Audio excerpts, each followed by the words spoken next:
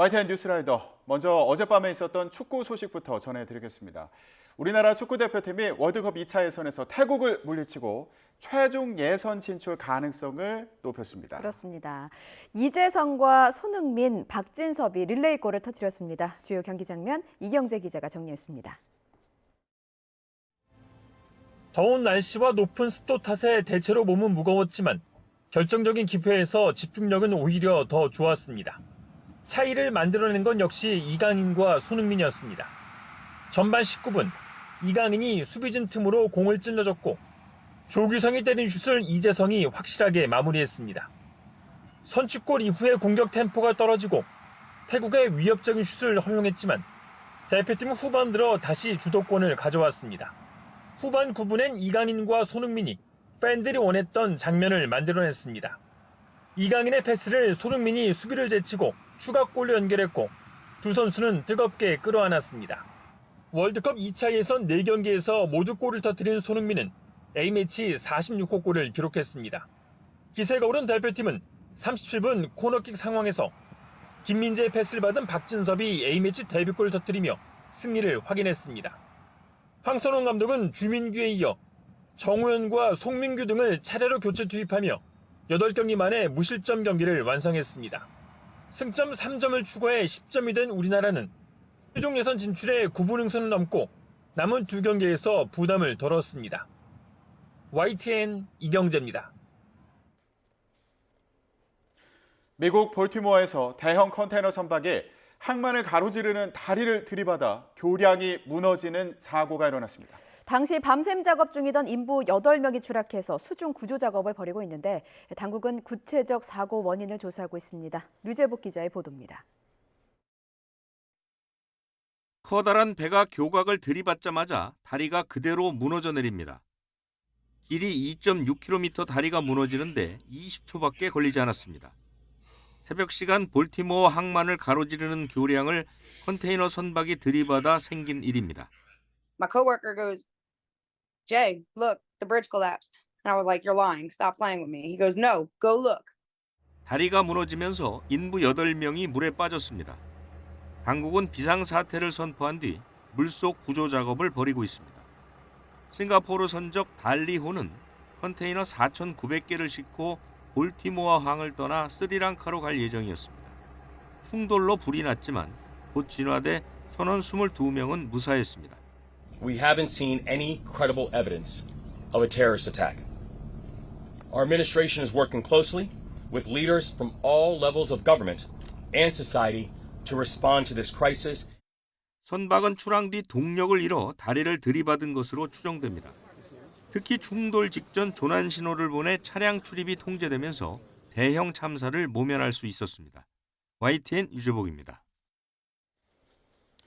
다리가 통째로 무너지는 어처구니 없는 사고였지만 테러 가능성은 없는 것으로 조사됐습니다. 미국 자동차 수출입 관문인 볼티모어 항이 기약 없이 문을 닫으면서 자동차 공급에 차질이 예상됩니다.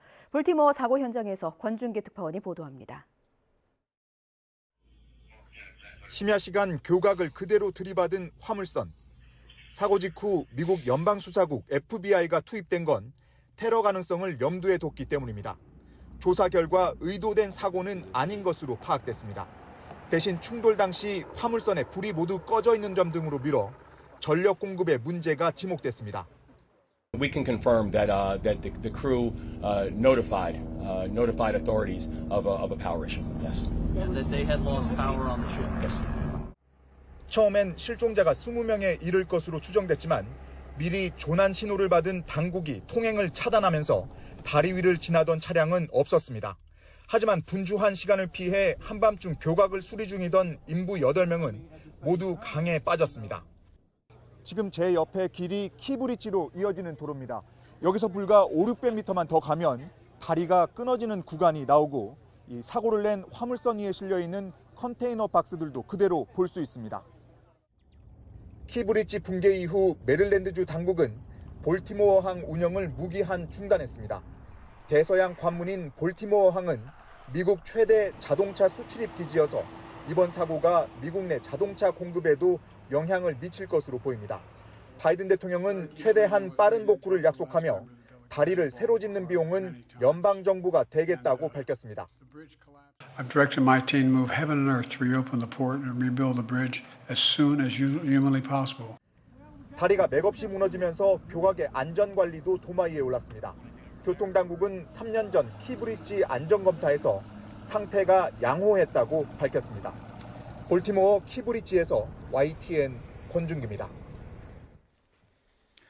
경부고속도로 7국 휴게소 인근에서 대형 화물차 석 대가 잇따라 추돌하면서 극심한 정체가 빚어졌습니다. 김포시에서는 아파트에서 불이 나 주민 100여 명이 긴급 대피했습니다. 김대겸 기자입니다. 화물차 짐칸이 찢어졌습니다. 다른 화물차도 짐칸이 활짝 열려 있고 도로 곳곳에는 짐들이 널브러져 있습니다. 경부고속도로 부산 방향 7국 휴게소 인근에서 대형 택배 차량 석 대가 추돌했습니다.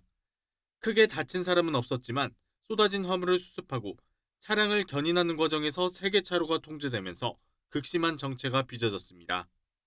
경찰은 블랙박스 등을 토대로 정확한 사고 경위를 조사하고 있습니다. 뿌연 연기와 함께 불길이 치솟습니다. 어젯밤 경기 김포시 19층짜리 아파트 꼭대기층에서 불이 났습니다. 대응 1단계를 발령하고 진화에 나선 소방은 화재 발생 20분 만에 불을 껐습니다. 주민 100여 명이 긴급히 대피했지만 다행히 다친 사람은 없었습니다. 소방은 발코니에서 불이 시작된 것으로 보고 화재 원인과 피해 규모를 조사하고 있습니다. 어제 저녁에는 전남 광양의 무인 모텔에서도 불이 났습니다. 불은 15분 만에 진화됐지만 객실 가전제품과 직기류가 모두 탔습니다. 투숙객 2명은 연기를 마셔 병원으로 옮겨졌습니다. YTN 김대겸입니다. 의대 증원을 놓고 의정 갈등이 이어지는 가운데 의사협회 신임 회장의 대표적인 강경파 임현택 후보가 당선됐습니다. 후보자 가운데 가장 강경파가 당선되면서 의사협회 차원의 집단 행동에 나설지 주목됩니다. 김평정 기자입니다. 의대 증원에 대한 의사단체의 반발이 이어지는 가운데 의사협회 신임 회장이 선출됐습니다. 임현택 대한소아청소년과 의사회장이 결선 투표에서 주수호 의협 비대위 언론홍보위원장에 2배 많이 득표하며 당선됐습니다. 임현택 신임 회장은 단 한 명의 증원도 필요 없다고 주장하는 대표적인 강경파입니다. 당선 소감에서도 정부가 의대 2,000명 증원을 없던 일로 되돌려야 대화할 수 있다는 입장을 재확인했습니다. 정부가 원점에서 재논의를 할 준비가 되고 전공의와 학생들도 대화의 의지가 생길 때 그때 협의가 시작될 것이라고 생각합니다. 이에 따라 의협은 앞으로 정부에 대한 반발을 더 강하게 키울 것으로 보입니다. 임현택 회장은 후보 시절에 당선되면 전국 의사 총파업을 이끌겠다고 공언했습니다. 총파업이 집단 휴진을 의미하는 만큼 동네 의원의 집단 휴진과 야간 휴일 진료 단축이 일어날 수 있습니다. 의료계에서 대표성 있는 단일 대화 창구가 마련될 가능성은 더 낮아졌습니다.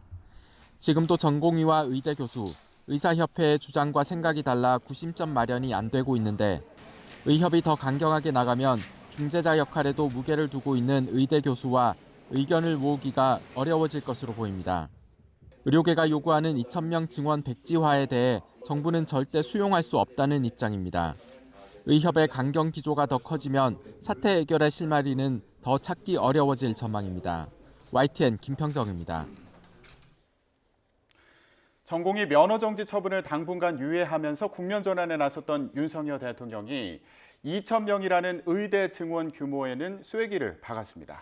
갈등이 장기화하면서 피로감이 커지고 국민의힘에서도 유연한 대응을 촉구하지만 용산의 뜻은 확고해 보입니다. 보도에 조은지 기자입니다. 윤석열 대통령은 TV로 생중계된 국무회의를 통해 정부와 대화에 적극 나서달라, 전공의 복귀를 설득해달라고 의료인에게 거듭 호소했습니다. 면허정지 등 징계 절차를 일단 보류한 데 이어 지역병원 육성과 필수 의료 R&D 투자 확대, 의학교육 여건 개선 방안 마련 등 지원책도 조목조목 설명했습니다. 하지만 핵심 쟁점인 의대 증원 규모 2,000명에 대해선 의료개혁의 출발점이라며 숫자가 바뀔 가능성을 일축했습니다. 의대 증원 규모가 대학별로 확정됨으로써 의료개혁을 위한 최소한의 필요 조건이 만들어졌습니다. 하지만 국민의힘 일각에선 유연한 자세를 가져야 한다거나 한 발씩 물러날 준비를 하자는 등 정부의 전향적 태도를 촉구하는 목소리가 나왔습니다. 특히 의사 출신인 안철수 의원은 분당 서울대병원에서 의사들과 만나 70분간 비공개 면담했고 가교 역할을 하겠다며 정부의 점진적 증원을 건의했습니다. 제일 큰 걸림돌은 2,000명에서 1명도 물러서지 않겠다는 정부의 그 입장 때문입니다. 그런데 2,000명은 어디서 나왔습니까? 대통령실 역시 의대 갈등이 장기화함에 따라 국민적 피로감과 총선에 미칠 악영향 등을 고려해 다양한 출구 전략을 모색하고 있습니다. 내부 참모회의에서 5년간 2,000명씩 증원해서 향후 10년간 1,000명씩 늘리자는 절충안까지 언급된 걸로 전해졌지만 숫자는 건드리지 않기로 잠정 결론 지었습니다. 윤 대통령의 원칙과 뚝심이 퇴색되고 대학 입시의 혼란, 나아가 정부 정책의 예측 가능성을 뒤흔든다는 점에서 그대로 직진하기로 한 겁니다. 대통령실은 한덕수 총리를 고리로 한 의정 간 대화체 구성에 기대를 거는 눈치인데 동시에 총선까지 평행선이 이어질 경우 입을 정치적 타격에도 촉각을 곤두세우고 있습니다. YTN 조은지입니다. 의대 증원 규모와 관련해 국민의힘 한동훈 비상대책위원장도 2,000명 의대생 증원 규모를 조정하는 문제 역시 의료계 협상 의제로 올려야 한다는 뜻을 내비쳤습니다. 한 위원장은 어제 울산 전통시장에서 기자들을 만나 의사 증원을 포함한 의료 개혁은 필요하고 대단히 중요한 과제라면서도 의제를 제한하지 않고 건설적인 대화를 해 좋은 결론을 내야 한다고 말했습니다. 이어 2,000명이라는 숫자도 타협이 가능하느냐는 질문엔 대화해야 하고 의제를 제한할 문제는 아니라고 생각한다고 강조했습니다. 의대생들의 움직임도 주목되는데요. 정부의 의과대학 증원에 반발해 휴학을 신청한 전국의 의대생이 전체 절반에 이릅니다. 정부는 동맹 휴학 허가를 막고 있지만 그렇다고 계속해서 휴학을 막을 경우 장기 결석으로 인한 무더기 유급이 불가피한 상황입니다. 조용성 기자가 보도합니다. 최근까지 전국의 의과대학에서 휴학을 신청한 의대생은 9,200여 명으로 전체의 49.1%입니다. 학부모 동의와 학과장 서명 등 학칙에 따른 절차를 지켜 유효 휴학계를 낸 학생이 전체의 절반에 육박하는 겁니다. 하지만 교육부는 동맹 휴학은 휴학 사유가 될 수 없다며 허가하지 말라는 입장을 고수하고 있습니다. 대학들은 일단 개강을 미루거나 아예 결석으로 처리하면서 버티고는 있지만 마냥 기다릴 수도 없는 상황. 우리 의과대학 학생들이나 전공의가 복귀를 하려고 그러면 제가 보기에는 조금만 거라도 좀 명분이 주어졌으면 좋겠는데. 의대 대부분은 학칙상 한 과목 수업 일수의 3분의 1 또는 4분의 1 이상 결석하면 F학점을 주고 F학점을 받은 학생은 유급 처리합니다. 그렇다고 개강을 마냥 미룰 수도 없기에 학생들 복귀를 호소하는 것밖에 방법이 없습니다. 국민의 생명을 지키는 의료인이 되겠다는 다짐을 지키기 위해 여러분을 기다리고 있는 배움의 장으로 이번 주까지 반드시 돌아와 학업에 전념하기를 간곡히 호소드립니다. 학생들이 휴학 처리가 아닌 유급 처리될 경우 학기를 다닌 것으로 보기 때문에 이미 낸 등록금은 돌려받지 못합니다. 무더기 유급 위기에 놓인 의대생들은 대학 측을 상대로 휴학계 수리를 요청하는 동시에 수리하지 않는 대학에 대해서는 행정소송에 나서겠다고 밝혔습니다. YTN 조용성입니다.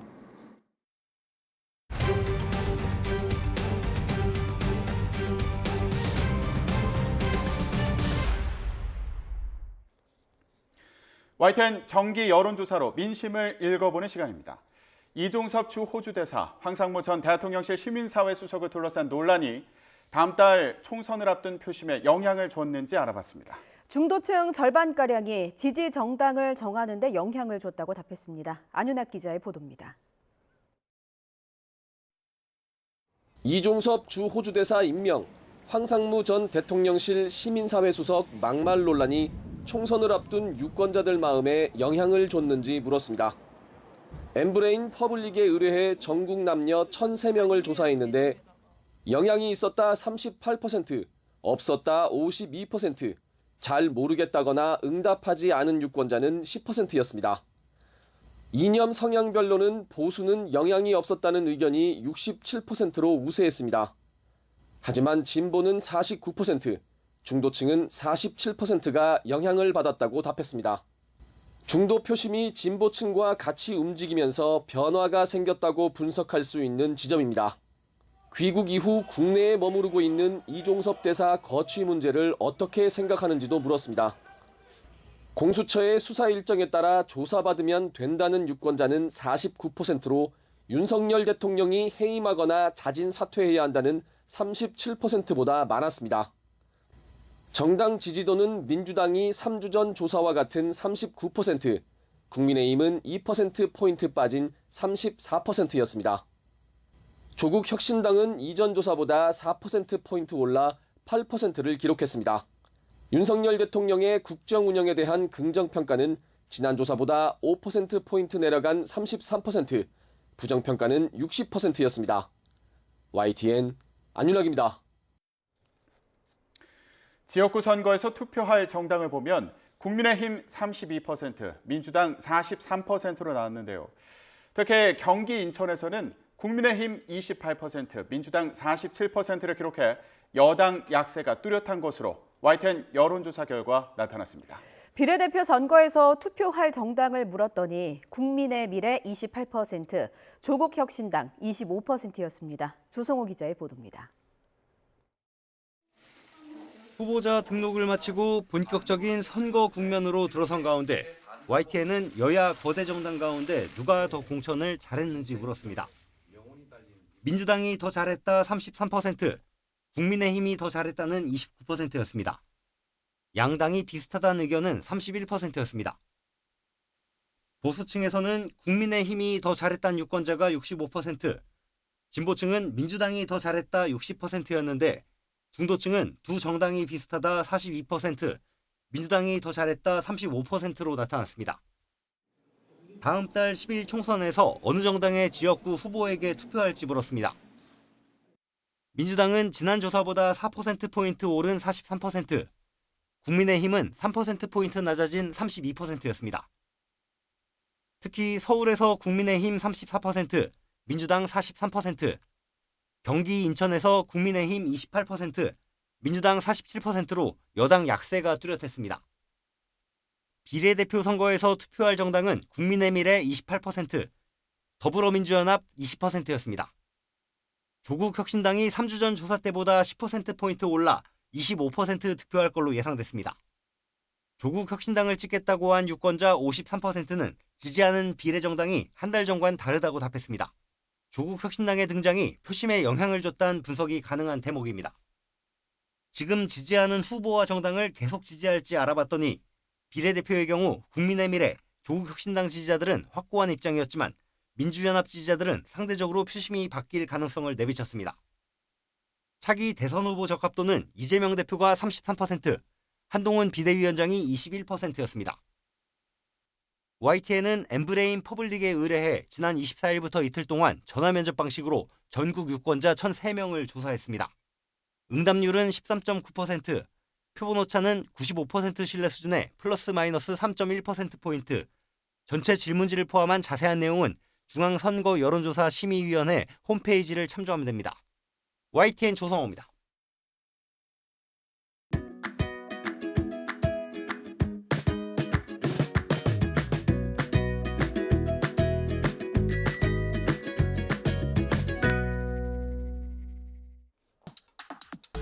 국민의힘 한동훈 비대위원장이 어제 박근혜 전 대통령을 예방했습니다. 비대위원장 취임 이후 첫 만남인데요. 30분 정도 이어진 만남에서 박 전 대통령은 나라가 어려운 때일수록 단합하는 것이 중요하다고 말한 것으로 전해졌습니다. 박 전 대통령과의 만남 이후 한동훈 위원장의 말을 들어보시죠. 박 전 대통령님 제가 찾아뵙고 국정 전반과 현안들 그리고 살아오신 이야기들이라든가 여러 가지 얘기에 대해서 제가 굉장히 좋은 말씀을 드렸습니다. 따뜻한 말씀 많이 해주셨고 저도 대단히 감사하다는 말씀을 드렸습니다. 지난 제가 대구 방문할 때 대통령 뵙기로 했었는데 일정이 맞지 않아서 그때 약속했던 날을 잡아서 오늘 뵙게 된 겁니다. 고맙습니다. 예방을 내리도 반전 효과 있을 거라고. 고맙습니다. 여러분들 고생하셨습니다. 한 위원장은 지난 21일 대구를 방문한 지 닷새 만에 다시 대구를 찾은 건데요. 보수층 결집에 공을 들이는 모습이죠. 그 배경을 임성재 기자가 분석해봤습니다. 특히 최근 여론조사 지표에서 TK 지역 지지율이 기대에 못 미치는 상황과 무관치 않다는 해석입니다. 실제로 3월 3주차 한국갤럽의 주요 정당 지지도 조사에서 국민의힘의 대구 경북 지지도는 2주차 조사보다 12%포인트 하락한 49%를 기록했습니다. 5.18 폄훼 논란으로 박 전 대통령의 또 다른 측근으로 꼽히는 도태우 후보의 공천이 취소된 시점 등과 맞물립니다. 한 위원장이 박 전 대통령 예방 직후 전통적 지지 기반인 부울경 지역을 훑은 것도 이와 무관치 않다는 해석이 나옵니다. 이런 행보를 두고 보수 표심 달래기에 주력하다가 중도층 확장에는 도움이 안 될 수 있다. 이런 시선도 있는데요.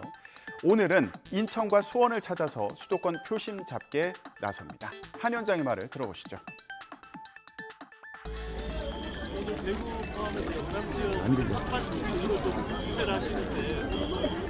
저는 텃밭이란 말을 좋아하지는 않고요.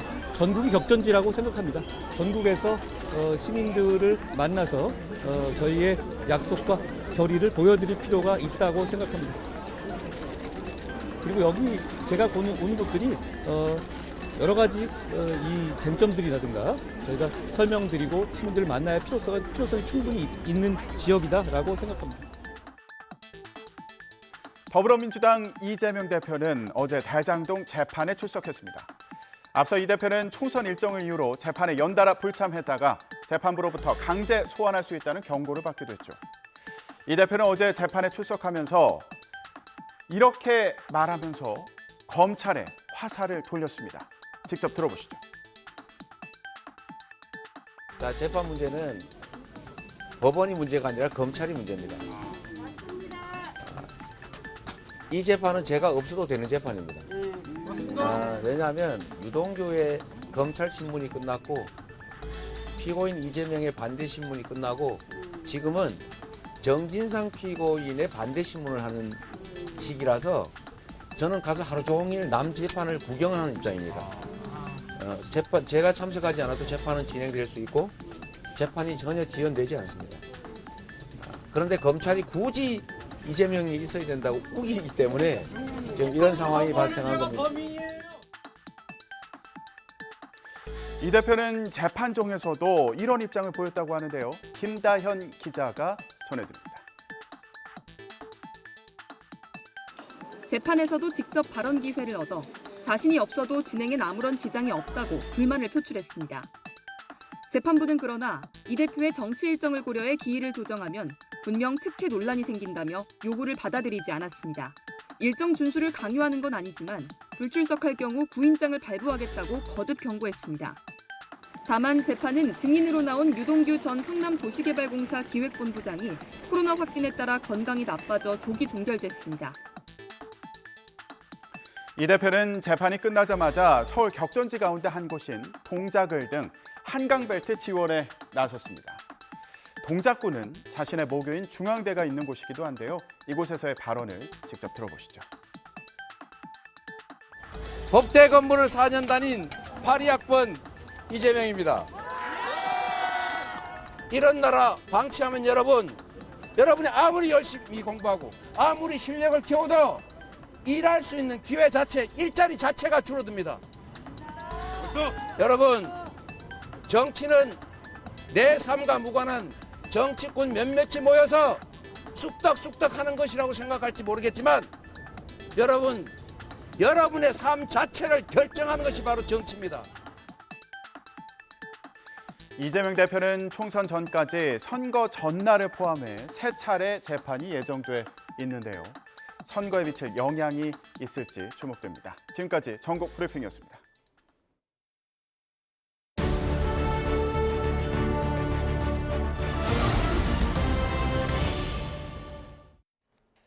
(4월) 총선 관심 지역을 소개해드리는 민심 2024 격전지를 가답니다. 오늘은 서울 영등포 갑으로 가봅니다. 손효정 기자입니다. 제가 나와 있는 곳은 서울 영등포 갑입니다. 당산역부터 물레, 그리고 영등포역까지 일대로 한강과 맞닿아 있는 이번 선거의 최대 격전지 한강벨트에 속해 있습니다.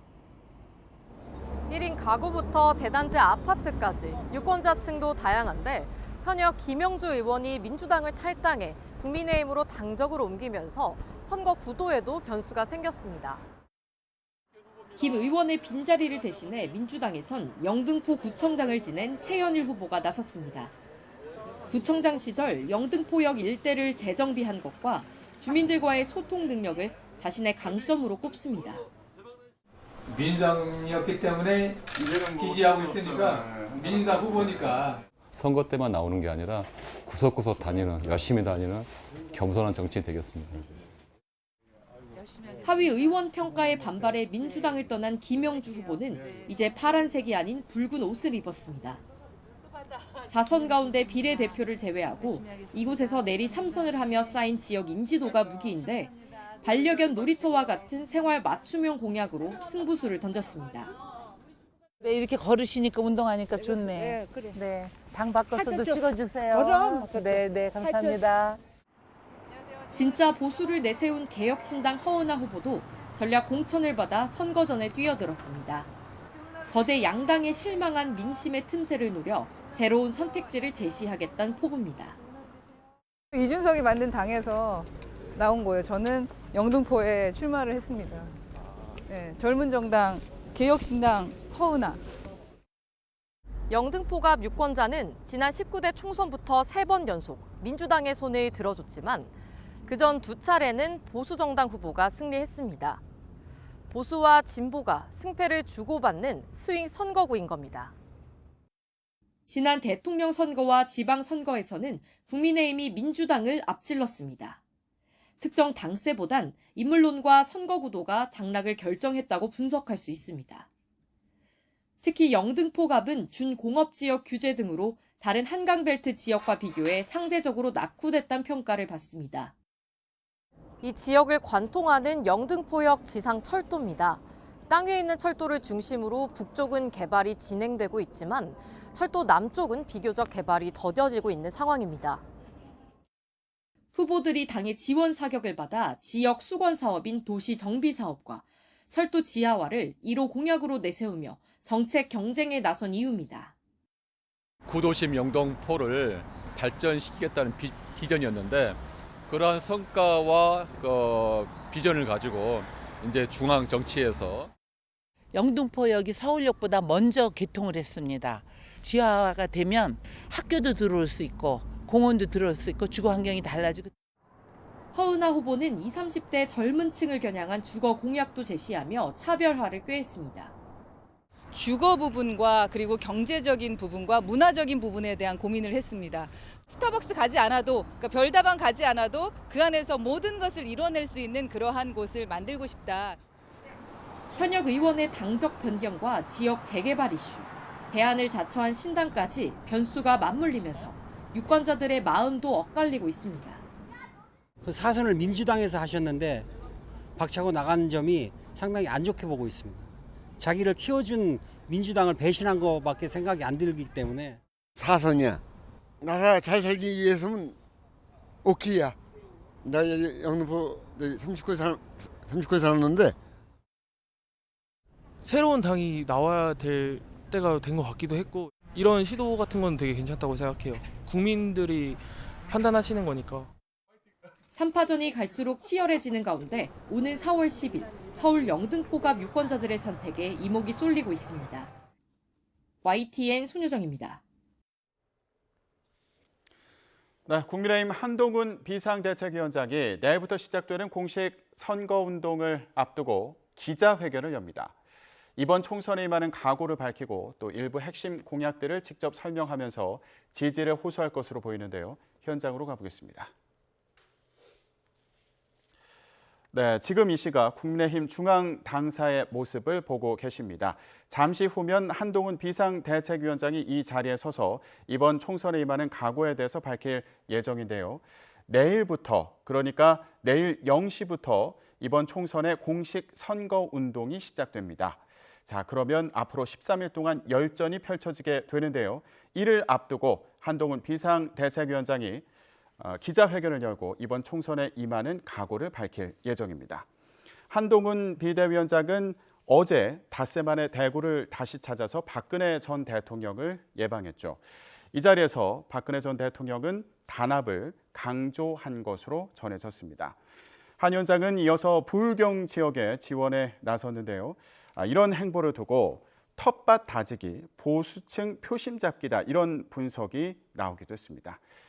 오늘은 수원과 인천 등 수도권 공략에 나설 예정인데요. 내일 0시부터 공식 선거운동이 시작되는 만큼 이를 앞두고 한동훈 비대위원장이 어떤 입장을 밝힐지 주목됩니다. 네, 지금 이 시각 국민의힘 중앙당사의 모습을 보고 계십니다.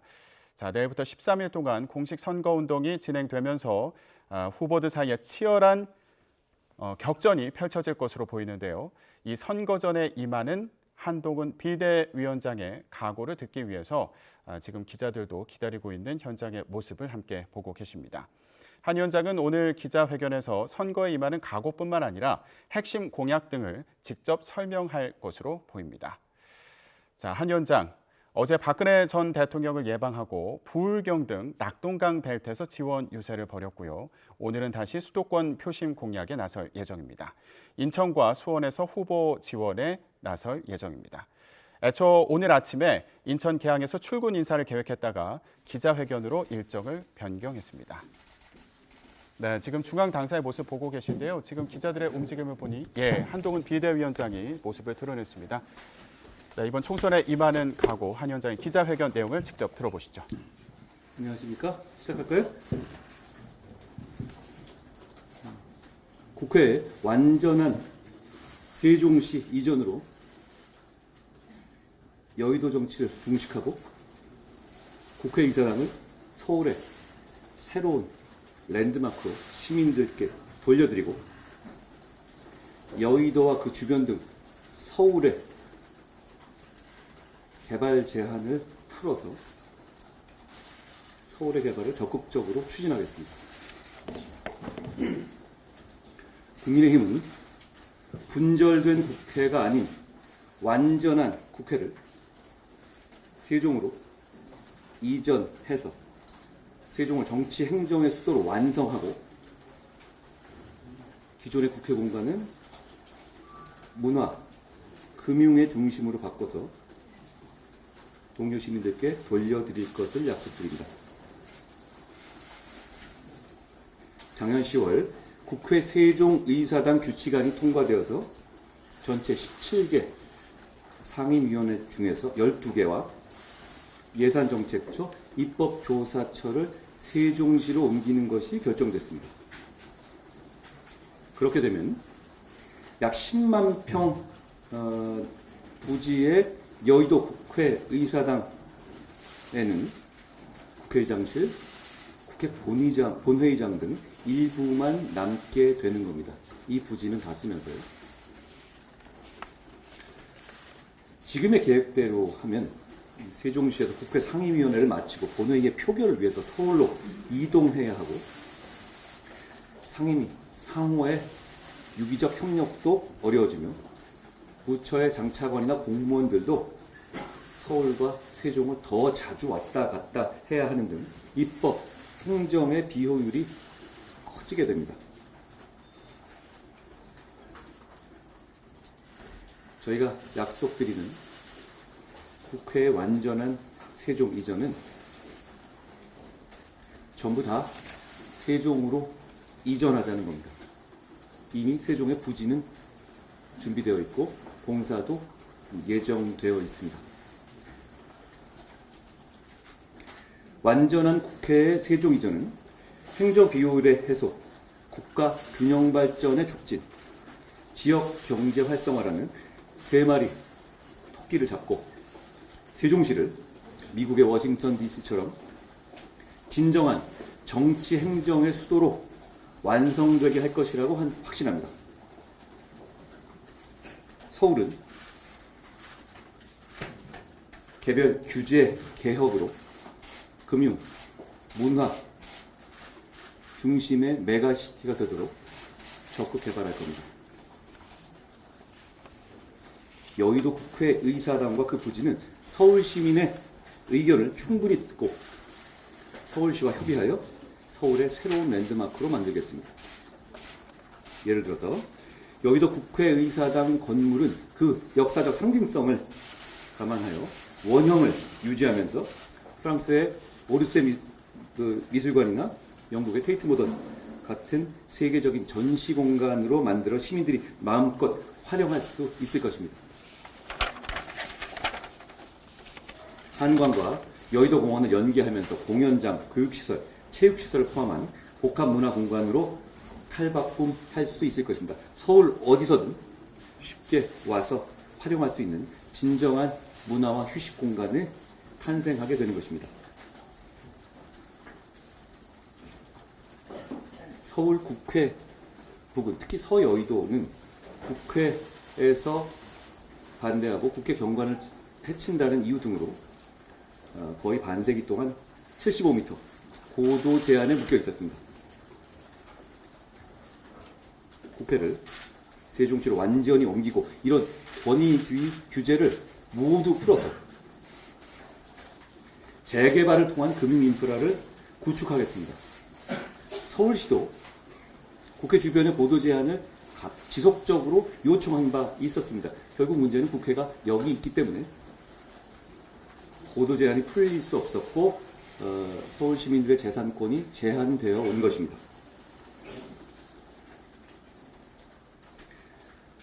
그렇게 되면 여의도는 런던, 싱가포르, 홍콩과 당당히 경쟁하는 글로벌 금융 중심지로 될 수 있다고 생각합니다.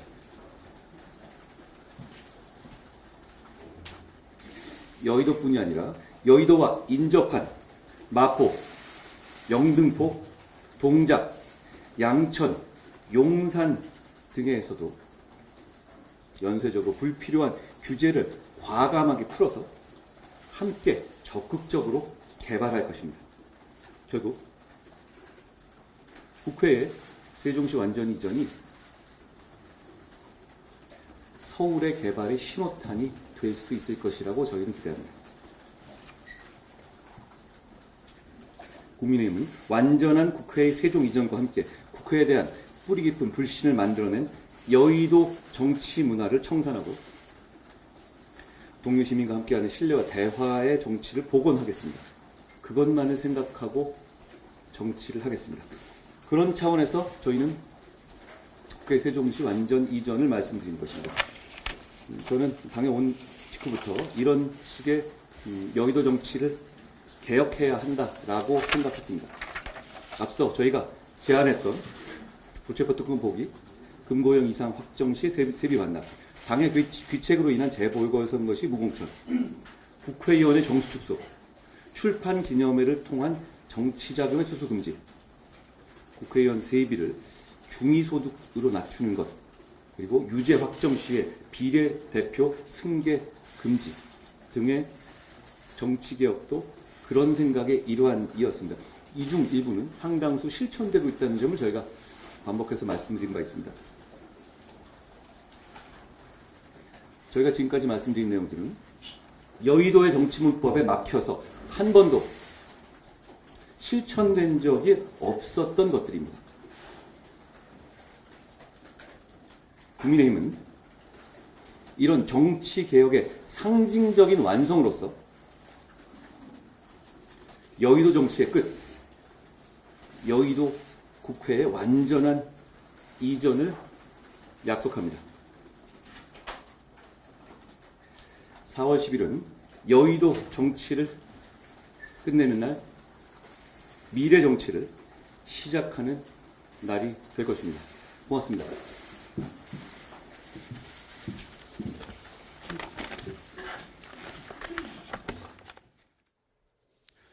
네, 내일 0시부터 공식 선거운동이 시작되는 가운데 한동훈 국민의힘 비대위원장이 기자회견을 열었습니다. 공약과 관련한 설명이 있었는데요. 국회를 세종으로 이전해 여의도 정치를 종식하겠다 이렇게 말했습니다. 국회의 완전한 세종 이전으로 전부 세종으로 이전하자는 것이라고 설명했는데요. 이미 세종의 부지가 준비돼 있고 또 공사도 예정돼 있다면서 이같이 밝혔습니다. 그러면서 국회의사당을 서울의 새 랜드마크로 시민들께 돌려드리겠다 이렇게 설명하기도 했습니다. 또 개발 제한을 풀어서 서울 개발을 적극적으로 추진하겠다고 말했는데요. 마포, 영등포, 동작, 양천, 용산 등도 적극적으로 개발하겠다고 말했습니다. 그러면서 국회의 세종시 이전은 서울 개발의 신호탄이 될 것이라고 강조하기도 했는데요. 국회의 세종 이전은 비용을 줄이고 또 국가 균형 발전을 추진, 또 지역 활성화를 위한 것이라고 강조하기도 했습니다. 또 이를 통해서 여의도 정치 문화를 청산하고 대화의 정치를 복원하겠다고 강조했습니다. 네, 내일부터 이번 총선의 공식 선거운동이 시작되는 가운데 한동훈 비대위원장이 당사에서 기자회견을 열었고요. 국회 세종 이전과 관련한 공약을 설명했습니다. 관련 내용은 들어오는 대로 다시 정리해드리겠습니다.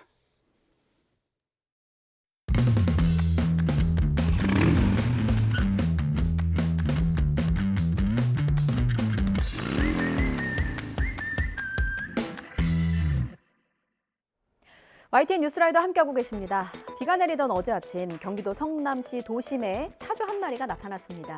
비현실적인 장면에 신고가 쇄도했습니다. 시민들은 혹시나 타조가 차에 치이지 않도록 저마다 경적을 울리면서 속도를 줄였고요. 타조는 무사히 구조돼 안전하게 주인에게 돌아갔습니다. 그래서 어디로 돌아갔는가 봤더니요. 이곳이 바로 타조가 살던 곳이래요. 조금 마음이 아팠습니다. 날 수 없는 새는 이 좁은 우리를 벗어나 얼마나 달리고 싶었을까요? 딱 1시간, 비록 모래밭이나 초원은 아니었지만 천금보다 귀한 자유를 느끼지 않았을까 짐작해봅니다. 화면 함께 보시겠습니다. 경기 성남시 중원구에 있는 왕복 10차선 둔촌대로 한복판입니다. 자동차가 달려야 할 도로에 익숙지 않은 무언가가 튀어나오고 목격자의 비명도 터져 나왔는데요. 바로 타조입니다. 이리저리 차를 피하던 타조는 트럭에 부딪혀서 균형을 잃고 잠시 넘어지기도 했습니다. 곧장 다시 일어나서 질주를 시작하는데요. 타조가 도로를 활보하고 있다는 신고가 접수된 건 오전 9시 반쯤입니다. 도촌동에서부터 주행하는 차량의 운전자가 제보를 해주신 거예요. 도촌 지구대에서랑 출동한 상태였었고요. 네, 갑작스러운 타조의 등장에 시민들은 놀라움과 당혹스러움을 감추지 못했습니다. 닭도 아니고 타조라니 비현실적이긴 하죠. 아무튼 타조 때문에 한때 주변 도로가 정체되기도 했습니다. 목격자의 말씀 들어보겠습니다. 타조가 이제 한쪽으로 막 계속 비껴나가면서도 도망가고 이런 상황이었죠. 다친 것 같은데. 네, 이 타조는 근처에 있는 생태 체험장에서 탈출했습니다. 신고를 받은 소방당국은 경찰과 함께 포획 작업에 나섰고요. 도로 위에는 차들이 많아서 위험하니까 근처 공장 공터로 타조를 몰았고 1시간 만에 붙잡아 주인에게 인계했습니다. 타조도 크게 다치지 않았고 인명이나 재산 피해도 없어서 다행입니다. 다만 일평생을 이렇게 우리 속에서 살았을 텐데 타조가 즐긴 1시간의 자유가 왜 이렇게 짠한지 모르겠어요. 우리가 허투루 흘려보낸 1시간이 타조에게는 그토록 바라마지 않던 1시간이다. 이렇게 생각하면서 오늘도 YTN 뉴스라이더 힘차게 달려보겠습니다. 타조 아니고 이번에는 타짜가 나타났습니다. 판만 열렸다 하면 귀신같이 알아채고 판돈을 싹 쓸어가는 능력의 소유자.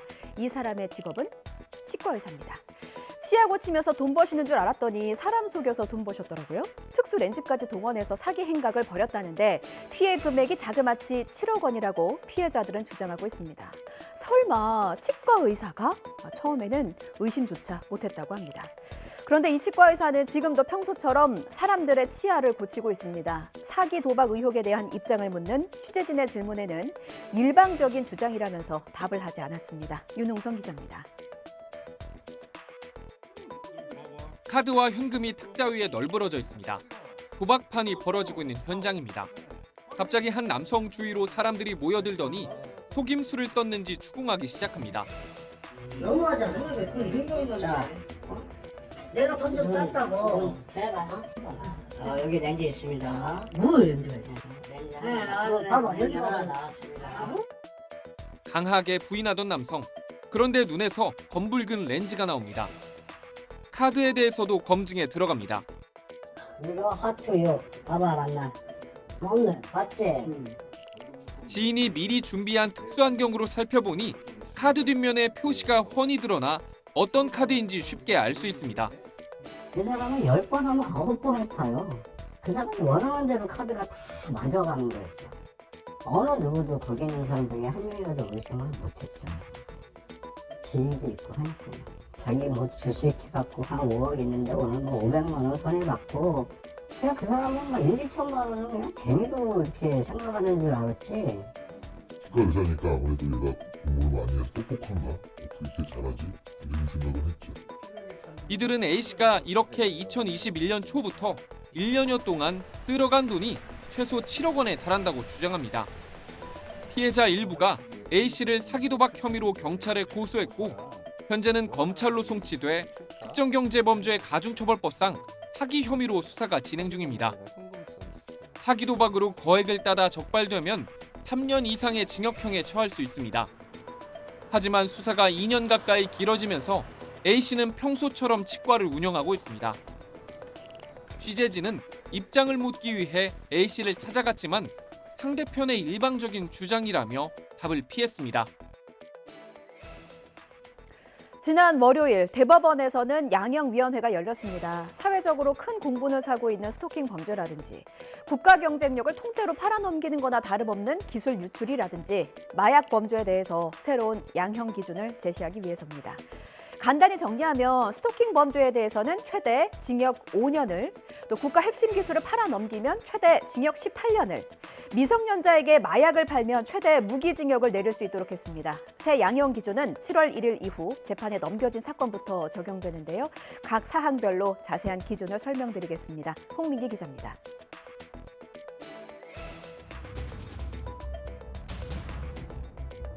경찰 신변 보호를 받던 여성을 스토킹하던 끝에 흉기로 살해한 오피스텔 살인 사건.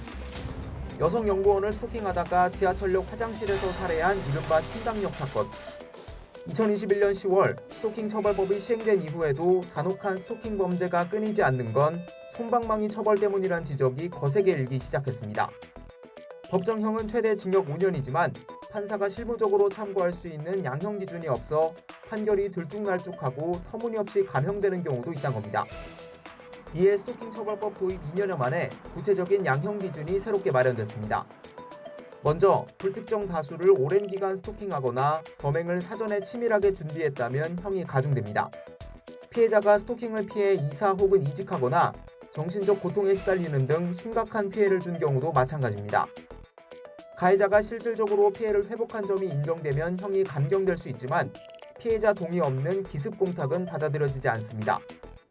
강남 마약 음료 사건처럼 미성년자를 노린 마약 범죄에 대응하기 위한 양형 기준도 신설됐습니다.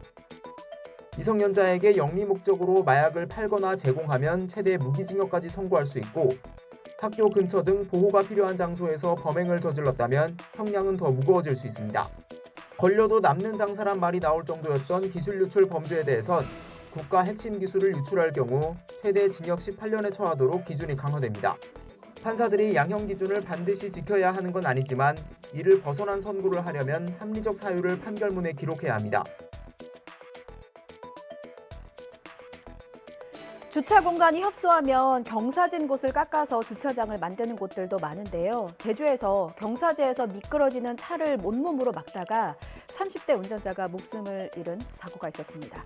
이 같은 사고를 막기 위해서 몇 가지 안전수칙 알려드립니다. 먼저 경사지에 주차하셨다면 타이어의 방향을 신경 쓰셔야 합니다. 이렇게 타이어 방향을 벽 쪽으로 돌리시는 게 좋겠고요. 돌 같은 물체를 타이어 밑에 밀어 넣어서 차가 밀리지 않도록 막는 것도 중요합니다. 무엇보다 늘 주차 브레이크를 채우는 것도 잊지 마시기 바랍니다. 고재영 기자입니다. 30대 A씨가 주차장에 차를 세우고 내리자마자 차가 뒤로 내려옵니다. 급하게 차를 몸으로 막아보지만 역부족. 안타깝게도 차에 깔려 결국 숨졌습니다. 밖에 좀 시끄러운 소리가 나가지고 밖에 나와봤더니 경찰서에서 오고 119에서도 오고 그래가지고 이렇게 물어보니까 상황을 보니까 이제 인사사고 났다고 얘기해서 알게 됐습니다. 경찰은 사고 당시 주차 브레이크가 채워지지 않았던 것으로 보고 있습니다. 전문가들은 미끄러지는 차를 몸으로 막아서는 건 매우 위험하다고 지적합니다. 차에 차의 힘이 사람의 힘보다 세기 때문에 사람이 그 힘으로 밀려고 하다가 차의 무게에 깔려가지고 사고가 날 가능성이 굉장히 큽니다. 근데 절대 미셔는 안 됩니다. 다음 달 경기도 수원에서 열릴 성인 페스티벌을 두고 시끌시끌합니다. 행사의 선정성도 문제지만 더 큰 문제는 이 행사가 초등학교 코앞에서 열린다는 겁니다. 김원식 대중문화평론가와 함께 이야기 나눠보겠습니다. 어서 오십시오. 네, 안녕하세요. 예, 저희 뒤에 사진이 나가고 있는데 좀 이 행사의 성격을 좀 짚어봐야 할 것 같습니다. 다음 달에 수원에서 열리고 명칭이 성인 페스티벌입니다. 뭐라는 네. 행사입니까? 그래서 왜 이런 때 성인이라는 단어를 쓰는지 예. 저는 이제 평소에 의문이긴 한데요. 그래서 성인 콘텐츠 제작사가 주최를 합니다. 그래서 4월 22, 21일에 한다는 예. 건데 성인 중심의 입장객을 이제 받는다라는 것이고 일본 성인물에 이제 출연한 배우들의 사인을 받을 수 있고 같이 사진도 찍을 수 있고 란제리 쇼도 할 수 있다 이런 공식적인 프로그램을 밝히고 있는 행사가 되겠습니다. 이 행사는 또 이미 지난해 광명에서도 열렸었다면서요? 사실 지난해라고 하면은 굉장히 먼 것 같지만은 네. 지난 12월에 열렸습니다. 그래서 불과 몇 개월 석 달 안 돼, 전이네요. 열렸었는데 예. 이제 바로 또 여는데요. 이제 장소만 좀 바꾸는 거죠. 그래서 광명시에서 수원으로 이제 바꾸는 건데, 그런데 이제 그때만 해도 또 문제가 있었습니다. 네. 왜냐하면 2005년생 아이돌 그룹 멤버가 이제 좀 유사한 성적 어떤 노출을 하고 또 행위를 했기 때문에 이것을 또 그대로 촬영을 해가지고 공개를 했습니다. 그렇기 때문에 이거 아동 착취물 그런 유포 아니냐, 배포 아니냐 이런 의문점까지 있었던 그런 행사인데요. 예. 어쨌든 지금의 흐름을 보게 되면 광명, 수원 이후에 또 몇 개월 단위로 또 행사를 하지 않을까 이런 생각이 들어서 예. 이번에 이제 짚어보는 것도 필요할 것 같습니다. 예, 중요한 부분을 말씀을 해주셨어요. 이러다 보니까 부모 입장에서는 걱정이 되지 않을 수 없습니다. 오프닝에서도 제가 말씀드렸는데 이 행사가 초등학교 코앞에 열려서 더 문제인 것 같아요. 행사를 좀 개최하지 말아달라 반대하는 청원도 있고 시민단체들도 기자회견까지 진행한 상황인데. 그렇습니다. 그래서 시민단체와 청원인들의 예. 그런 주장을 보게 되면 이제 크게 두 가지입니다. 하나는 그런 내용입니다. 왜냐하면 남성의 어떤 성적 욕구를 해소하기 위해서 성매매를 조장한다라는 예. 이제 지적이고 또 여성 성을 착취하는 것이다. 그런 어떤 장이다. 이런 이제 내용에 관련돼서 지적을 했고요. 예. 또 말씀을 하신 대로 무엇보다도 초등학교가 50m 거리 안에 있다라는 이야기입니다. 예. 그래서 특히나 여성의 어떤 신체를 가격하거나 이런 터치를 하는 그런 행위들, 이런 행위들을 과연 초등학교 근거리에서 행사를 할 수 있는 것이냐라는 예. 지적을 하고 있는 것입니다. 그리고 이게 굉장히 동선도 문제가 되고 있는 상황이죠. 그렇군요.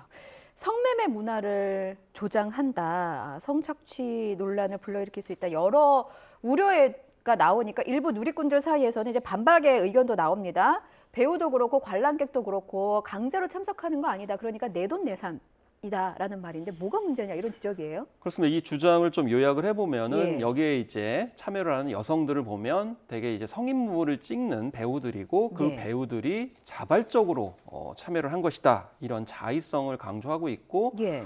또 여기에 이제 이용을 하시는 분들, 돈을 내고 들어가시는 분도 내돈내산이다 이렇게 주장을 한다는 것이죠. 그래서 성폭력과는 아무런 관련이 없다라는 점을 이야기를 하고 있는데 네. 여기에 대해서 청원인과 이제 시민단체 같은 경우에는 여성을 성적 대상화한다라는 건데요. 이거는 이제 풀어보면은 돈을 내고 소비를 한다 하더라도 그 상품화가 될 수 있는 게 있고 없는 게 있다. 그런데 이런 여성의 몸을 상품화하는 것이 적절한 것이냐? 라는 점입니다. 그래서 예. 특히나 유사한 성매매 행위와 비슷하다라는 점을 이제 강조하고 있지만 또 주최 측에서는 자유로운 성문화 그런 소비다 이런 점을 두고서 이제 이야기를 하고 있는데 그 중간에 이제 교육 또 청소년 문제가 얽혀 있다고 보면 되겠습니다. 일단 저도 부모의 입장에서 초등학교 다른 거는 다 차치하고라도 초등학교 코앞에서 열리는 게 맞는가라는 의문은 지울 수가 없더라고요. 왜냐하면 제가 직선거리를 따져보니까 그 초등학교 정문에서 딱 21m더라고요. 네, 그렇습니다. 그래서 앞서서 이제 50여 미터도 말씀을 드렸습니다만 예. 그거는 이제 교육 환경 보호구역이라고 있는데 그걸 이제 50m 안에서 그런 행위를 하면 안 됩니다. 그래서 이 교육환경보호법상 유해 업소가 들어설 수 없는 절대구역 안에서 이런 행사를 한다라는 것이죠. 물론 실내에서 하겠다라는 의견 표명을 했습니다만은 예. 무엇보다 중요한 건 동선이라고 볼 수가 있겠습니다. 왜냐하면 몇 미터냐도 중요하지만은 이곳은 초등학교 학생들이 자주 오가는 곳이기 때문에 이런 점에서 문제가 됩니다. 다만 뭐 4월 20일과 21일 같은 경우는 토요일, 일요일이기 때문에 뭐 등하교는 하지 않는다라고 이렇게 주장할 수 있겠습니다만은 4월 20일 같은 경우도 장애인의 날이거든요. 그래서 과연 이제 장애인의 날에 이런 행사를 할 필요가 있는 것이냐 이런 지적도 나오고 있는 것이죠. 예. 그리고 등교만 안 했다 뿐이지 사실 이제 초등학생들이 다 근처에 사는 친구들이 많잖아요. 그렇습니다. 요즘 같은 경우에는 이제 초등학교 학생들이 안전을 생각을 해가지고 그 근처에 거주하시는 분들이 많기 때문에 토요일 날, 일요일 날 하더라도 항상 오가는 곳이라서 이런 점들이 문제가 되기 때문에 주최 측에서 뭐 주말에 한다고 그래가지고 초등학생들한테 노출이 안 된다라고 볼 수는 없겠습니다. 예, 초등학교 배정 자체가 근거리거든요. 근거리 기준으로 배정이 되기 때문에 교육청도 행사 중지를 요청했는데 이게 명령은 안 되는가 봅니다. 일단은 이제 관련 법률안이 있습니다. 예를 들면 교육환경 보호 법률 구조에 따르면은 교육환경 보호구역 안에서는 교육환경 보호를 침해하는 그런 영업행위라든지 관련 시설물을 설치할 수가 없게 되어 있습니다. 그래서 시설물 설치는 어떤 실내에서 아니기 때문에 요건 따져봐야 될 측면이 있지만은 영업행위를 어쨌든 하는 거거든요. 왜냐하면 돈을 받고 입장객을 드리기 때문에 이런 점에서 영업행위가 이제 문제가 된다. 그래서 이런 관련 법률에 따라 가지고 행사 중지 협조 공문을 이미 발송을 했는데 지금 주최 측에서는 이걸 받아들이지 않고 있는 것이죠. 그래서 만약 행사를 강행하게 되면은 벌적 절차에 따라 가지고 집행을 하겠다 이런 입장을 현재 밝히고는 있습니다. 저희가 주최 측의 입장도 다뤄야 돼서 질문을 드리면 합법적인 절차에 따라서 준비하고 있기 때문에 문제가 없다 이런 입장이더라고요. 네, 그래서 이제 주최 측 같은 경우에는 왜 성인하면은 불법으로 여기느냐라는 이제 주장을 하고 있는데요. 근데 저는 이것도 평소에 동의를 할 수 없는 것이 왜냐하면 성문화라고 하면 되지 왜 성인이라는 단어를 꼭 이런 데다가 붙이는지 모르겠어요. 왜냐하면 차라리 성문화 페스티벌 이런 거. 마치 성인이면은 이런 콘텐츠를 즐겨도 되는 것처럼 보여지기 때문에 오히려 청소년들의 호기심을 자극을 해요. 왜냐하면 성인들은 왜 이런 콘텐츠를 보느냐, 우리는 왜 못 보느냐기 때문에 이 이름도 좀 바꿔야 된다고 저는 생각을 하고 주최 측에서는 뭐 이런 행사를 하게 되면은 건전한 성문화를 통해 가지고 또 어떤 범죄들을 막을 수 있다 이렇게 얘기를 하는 건데 그러면서 뭐 학술지의 연구 결과들을 인용하기도 했습니다. 그렇지만은 이거는 좀 다른 문제가 있을 수 있죠. 우리나라에서 연구 결과를 발표한 건 아니고요. 그리고 성인 콘텐츠를 봤을 경우에 이제 실험을 한 겁니다. 이런 어떤 엑스포 행사와는 또 별도의 문제라고 볼 수가 있겠고 무엇보다도 범죄뿐만이 아니고요. 이런 음란물 같은 경우는 정상적인 이성관계를 침해합니다. 왜냐하면 음란물에 빠져들기 때문이죠. 그게 정상적인 줄 알면 큰일 나는 거잖아요. 그렇죠. 그렇기 때문에 비정상적인 음란물이나 이런 콘텐츠에 이렇게 접했을 때 정상적인 이성관계, 그러니까 남녀 연애 관계에 대해서 부정적인 생각을 하거나 다른 식의 정상적인 관계를 생각하지 못할 수가 있거든요. 이런 전반적인 문제를 생각을 해야 되는데 행안부에서 연구한 결과에 따르면은 한 5%에 해당되는 청소년들 같은 경우 이 성범죄 충동을 느꼈다라는 조사도 있거든요. 그렇기 때문에 그 연구 결과도 너무 한쪽에 유리한 쪽만 부각하기보다는 종합적으로 부각을 해주는 것 접근이 필요하다고 보겠습니다. 주최 측에서는 항의 덕분에 오히려 홍보가 됐다, 감사의 인사를 전하기도 하더라고요. 이건 뭐 저 굉장히 적절한 어떤 표현은 아닐 것 같습니다. 그래서 한 달간에 3,000여 장 가까이 판매가 됐는데 뭐 하루 만에 절반 이상이 판매됐다. 시민단체 때문이다. 이렇게 얘기를 하고 있는데요. 그런데 저는 이게 우려스럽다고 생각합니다. 왜냐하면 입장권이 저렴하지가 않아요. 거의 9만 원 가깝고 또 따로 사진 찍는 것도 7만 원을 받기 때문에 굉장히 비싼 비용이에요. 그러면 만약에 이렇게 뭔가 대단한 콘텐츠가 있는 것처럼 지금 포장이 되고 있는데 나중에 여기에 혹시나 이용하셨던 분들이 저는 항의할 수 있지 않을까. 왜냐하면 그렇게 수준 높은 그런 콘텐츠라고 볼 수가 없을 것 같아요. 더구나 350만 원짜리 VIP용 그런 입장권이 있어서 이것이 굉장히 또 질타의 대상이 되고 있습니다. 그래서 350만 원짜리 VIP 이거는 이제 따로 이제 행사 뒤에 VIP면 모셔가지고 이제 배우들과 이브닝 파티를 한다라는 개념을 이야기를 하고 있는데 이건 사회적 위화감도 굉장히 크다라는 점에서 봤을 때 좀 소비자 피해가 우려되기 때문에 이런 점도 꼼꼼하게 이제 규제를 해야 될 것 같습니다. 일단 수원시에서는 뭐 재난안전관리기본법 등 관련 법을 검토했지만 법적인 하자는 없어서 행사 금지를 할 수 없다 이런 입장이더라고요. 그래서 청소년들의 입장을 막기 위해서 뭐 신분증을 철저히 검사하도록 뭐 주최 측에 요청하겠다 이런 입장을 밝혔습니다. 대중의 입방아에 오르내린 상황인데 저희가 지금 같이 짚어본 바로도 좀 제대로 된 규제 과제와 논의가 좀 필요하지 않을까 싶은 생각이 들었습니다. 저희가 시간 관계상 오늘 말씀 여기까지 드릴게요. 지금까지 김원식 대중문화평론가였습니다. 오늘 말씀 잘 들었습니다. 네, 감사합니다.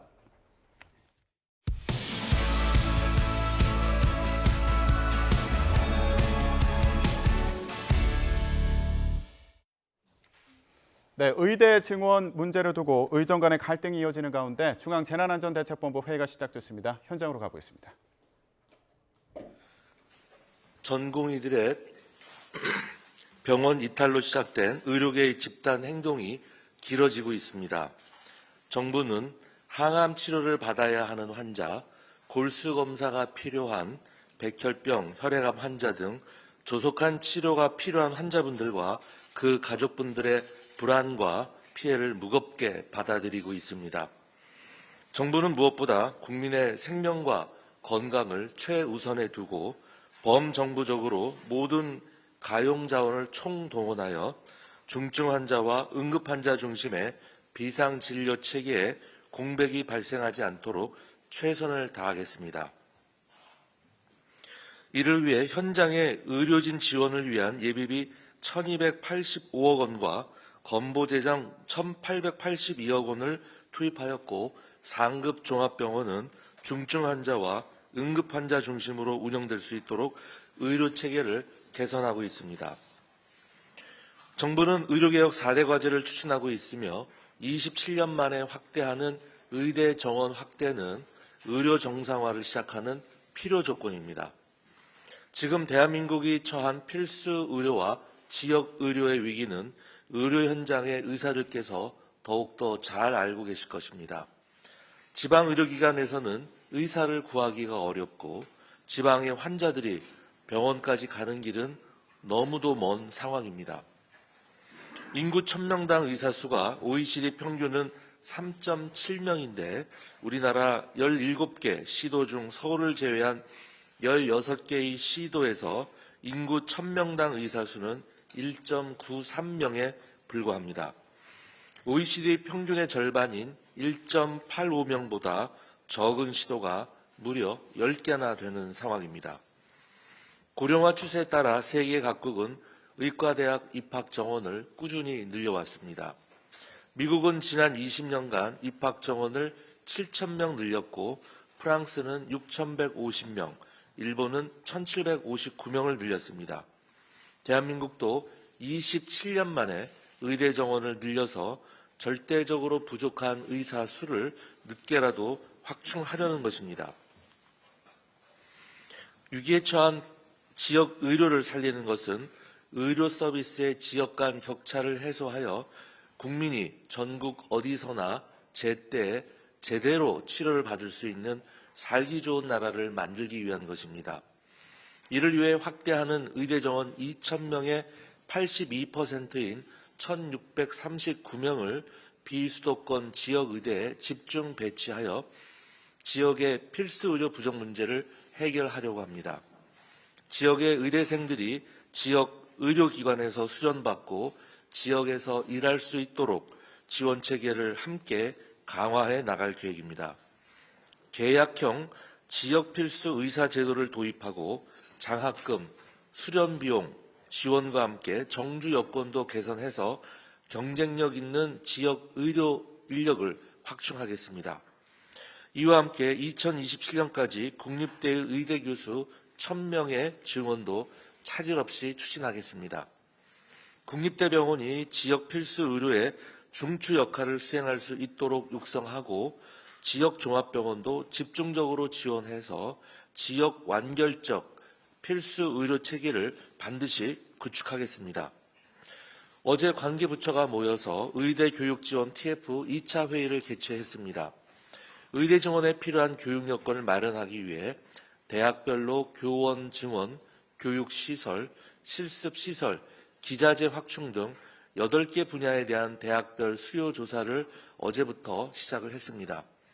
정부는 각 대학의 수요를 적극 반영해서 4월 중에 의대 교육 여건 개선 방안을 마련할 계획입니다. 의료 정상화를 위한 의료개혁 4대 과제는 절대적으로 부족한 의사를 늘리고 무너지는 지역 의료를 살리며 의사의 의료사고 법적 부담은 덜어주고 힘들고 어려운 필수 의료에 대한 보상을 확대하려는 것입니다. 의료개혁은 국민 모두를 위한 것이면서 동시에 의료진 여러분을 위한 것이기도 한 것입니다. 의료계 관계자분들께서 소모적인 갈등을 멈추고 건설적인 대화의 장으로 나와서 산적해 있는 의료 현장의 난제들을 함께 풀고 의료 정상화 방안을 구체화하고 발전시키는 데 함께 동참해 주시기 바랍니다. 의대 교수들께서는 전공의들이 하루빨리 복귀할 수 있도록 설득하여 주시고 정부와의 대화에 적극 나서 주시기 바랍니다. 정부는 건설적 협의체를 구성해서 적극적으로 소통하고 의료계의 의견과 제안을 경청하며 반영하겠습니다.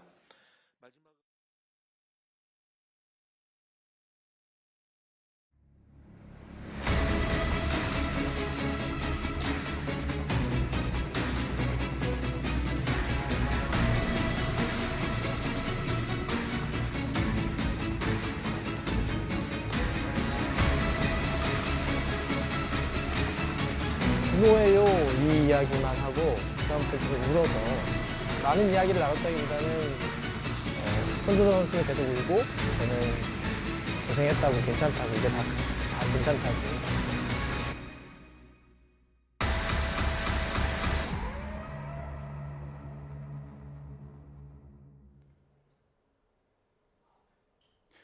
국가대표 출신 손준호 선수가 중국 당국에 구금됐다가 10개월 만에 석방됐습니다.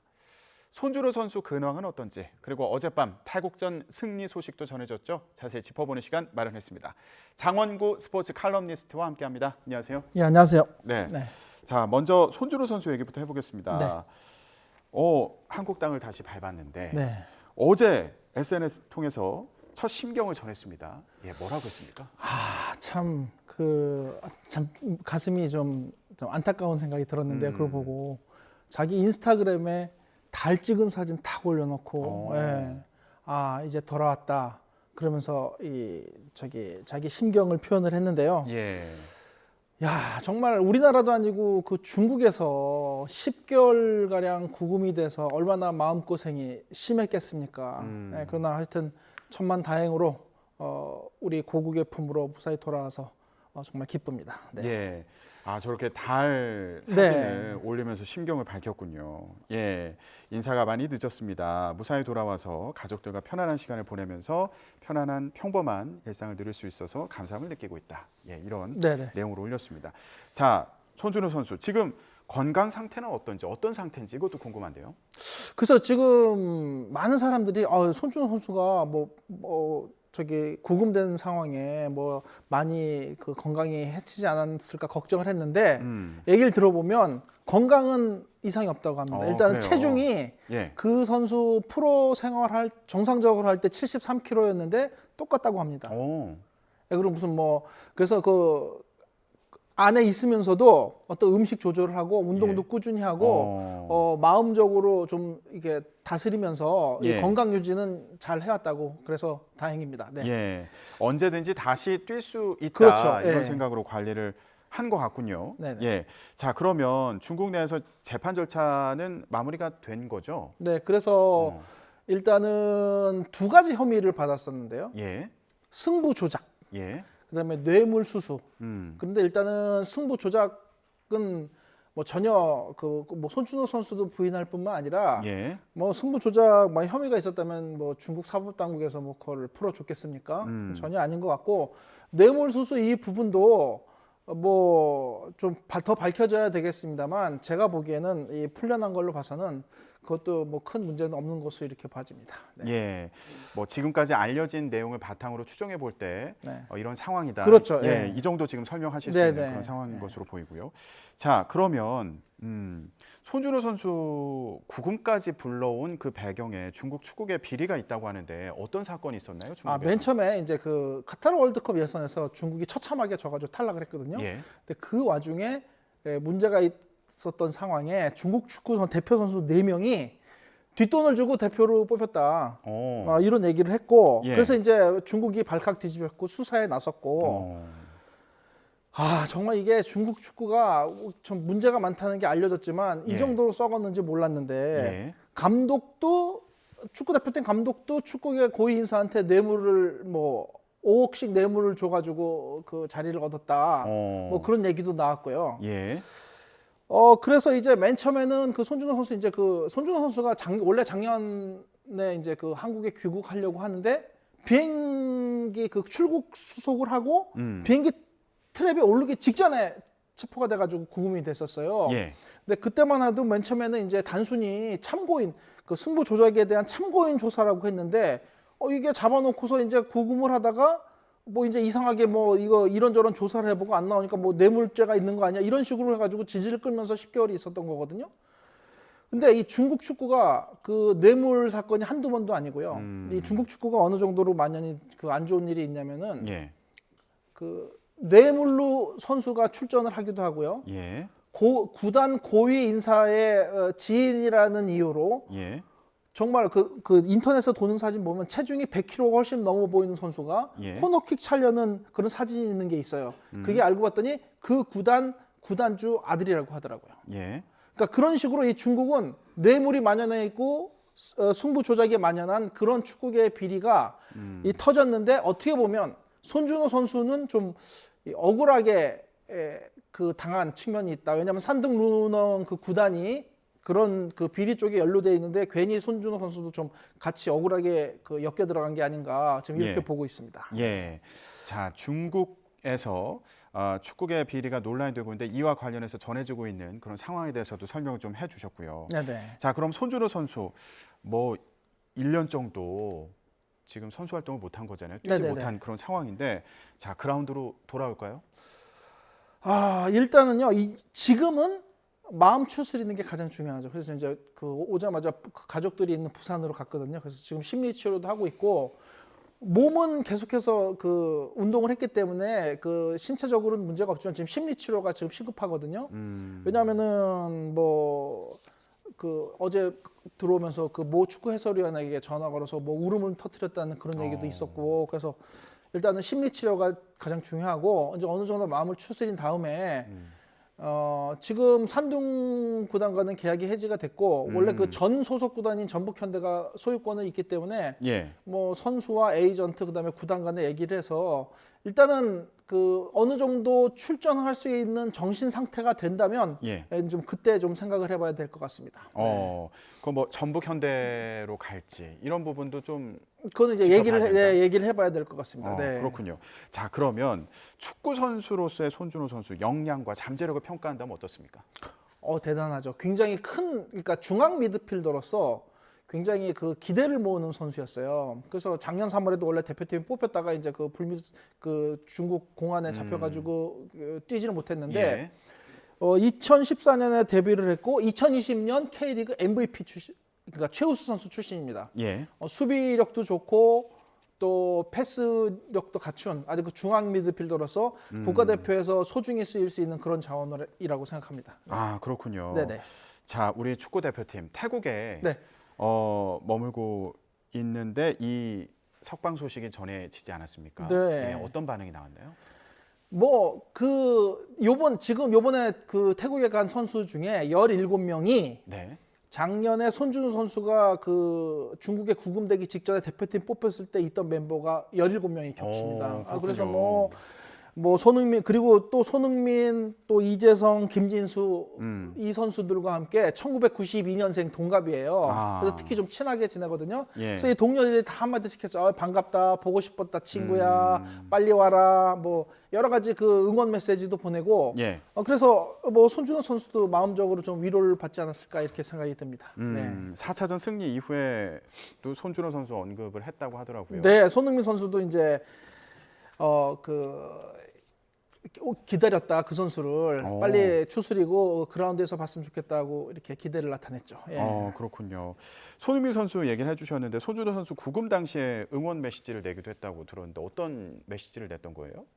이제 선수들이 다 그 클린스만 감독도 그 좀 요청을 한 적도 있고 우리 대표팀 선수들이 모두 그 손준호 선수의 그 무사 귀환을 위해서 여러 가지 그 꼭 돌아왔으면 좋겠다. 건강해라 이런 그 메시지를 냈었죠. 예. 아, 그렇군요. 저희가 대표팀 얘기까지 해보고 있는데 대표팀은 어제 태국과의 경기에서 3대 0으로 이기지 않았습니까? 네네. 예, 전체적으로 경기 어떻게 평가하셨어요? 일단은 첫째 지난번에 제가 여기 방송 나왔을 때 그 시간이 좀 부족했다고 말씀드렸어요. 항상 그렇죠. 그래서 좀 안타까웠다고 했는데 전술이 이제 네, 어제는 보니까 익히기까지. 네, 이제 그 태국의 기온이 밤에 한 28도에 섭씨 28도에 습도가 한 30% 된다고 해요.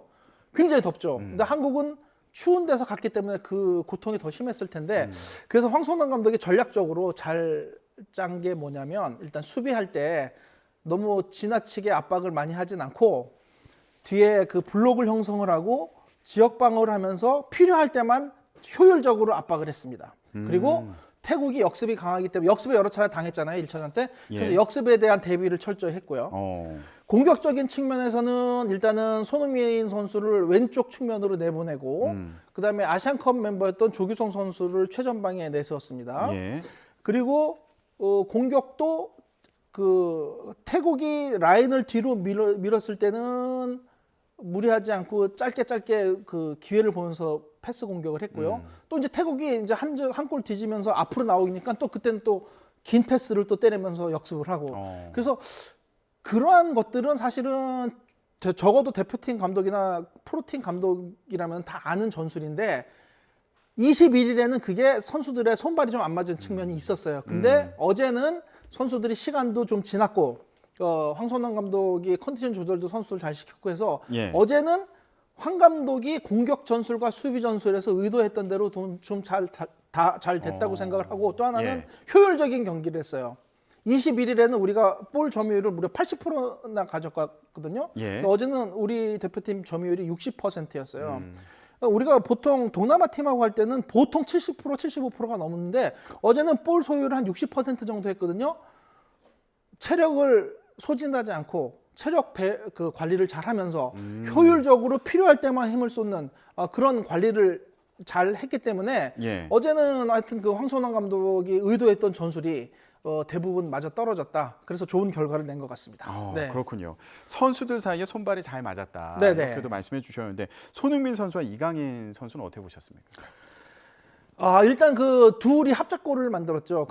이강인 선수 진짜 그 패스가 네. 기가 막히게 들어갔거든요. 마치 그 파리 상제르맹에서 은바페한테 찔러준 그런 패스가 쭉 들어갔고 또 손흥민 선수 돌파한 다음에 또 마무리까지 했단 말이에요.